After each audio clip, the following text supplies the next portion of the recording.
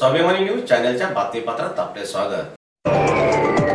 धुळे जिल्ह्यात खरीपाच्या पेरण्यांना आला वेग। 2,60,000 हेक्टर क्षेत्रात पूर्ण। कृषी अधीक्षकांची माहिती।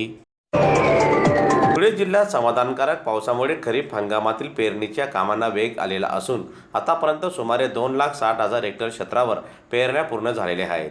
ही माहिती जिल्हा कृषी अधीक्षक यांनी दिली। वेळेवर झालेल्या पावसामुळे शेतकऱ्यांनी मोठ्या प्रमाणावर पेरणीचे कामे पूर्ण केलेली आहेत। जिल्ह्यात कापूस, सोयाबीन, मका, बाजरी, तूर, मूग, उडीद आदी खरीप पिकांची लागवड सुरू असून बहुतांश भागात पेरण्या अंतिम टप्प्यात आहेत। कृषी विभागाकडून शेतकऱ्यांना दर्जेदार बियाणे, खतांचा संतुलित वापर, पीक संरक्षण तसेच पिकांची नियमित पाहणी करण्याचे आवाहन करण्यात आले आहे। पावसाची स्थिती अनुकूल राहिल्यास यंदा खरीप हंगामात चांगले उत्पादन मिळण्याची अपेक्षा कृषी विभागाने व्यक्त केलेली आहे। नमस्कार। आजपर्यंत धुळे जिल्ह्यामध्ये साधारणतः 70% म्हणजेच 2,60,000 हेक्टर क्षेत्रावरती पेरण्या झालेल्या आहेत।